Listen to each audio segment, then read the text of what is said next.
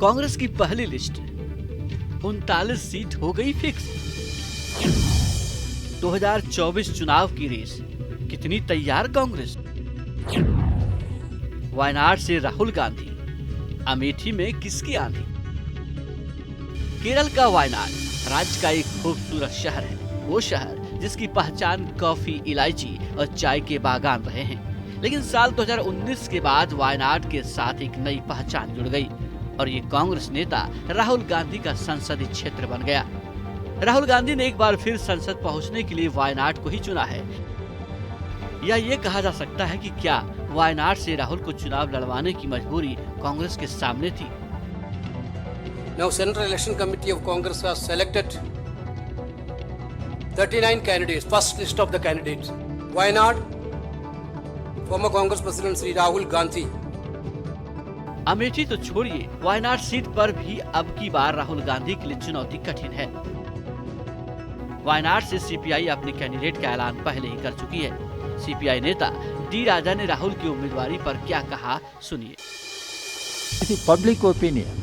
The public opinion in Wayanad, in Kerala, even outside, that Mr. Rahul Gandhi of his stature, the leader of his stature, should contest from any other constituency directly confronting BJP. तो ये साफ हो गया है कि केरल के वायनाड से राहुल गांधी एक बार फिर दम दिखाएंगे। तिरुवनंतपुरम से शशि थरूर फिर से किस्मत आजमाएंगे।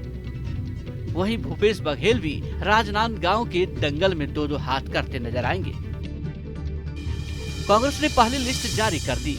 कांग्रेस की पहली लिस्ट में 39 उम्मीदवारों के नाम की घोषणा की गई है, लेकिन इस लिस्ट में देश के सबसे बड़े सूबे का जिक्र नहीं है।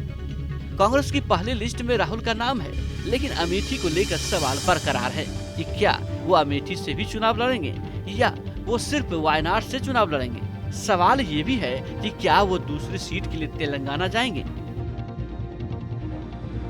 इस सवाल का जवाब शामिल नहीं है। वाराणसी से पीएम मोदी के खिलाफ कौन उम्मीदवार होगा, इसका उत्तर मिलना बाकी है। The BJP is going to find it very tough to even repeat the 303 they had. I'm convinced at this time the BJP is going to lose the government. Congress की पहली लिस्ट में 15 कैंडिडेट जनरल कैटेगरी, 24 उम्मीदवार SC, ST, OBC और minority category से हैं। 12 उम्मीदवारों की उम्र 50 साल से कम है। पहली लिस्ट में प्रियंका गांधी का भी नाम नहीं है, जिससे उन्हें लेकर भी संशय है कि क्या प्रियंका गांधी चुनाव लड़ेंगी कि नहीं। इसे लेकर कांग्रेस नेता भी साफ साफ कुछ भी कहने को तैयार नहीं है, लेकिन बीजेपी राहुल पर निशाना साध रही है। जब उनको पता है कि होनी जमानत ही जब्त है, तो अमेठी में क्यों करवानी है? जहां पीछे मुड़कर नहीं देखे 5 साल, क्या चेहरा लेकर आएंगे? सवाल ये भी है कि अगर राहुल गांधी ने अमेठी से चुनाव नहीं लड़ा तो उनका क्षेत्र का जनता से रिश्ते का क्या होगा? क्या कांग्रेस 80 सीटों वाले सूबे यूपी को ऐसे ही छोड़ देगी? क्या ऐसा करने से उसकी केंद्र में वापसी मुश्किल नहीं हो जाएगी? Team news nation.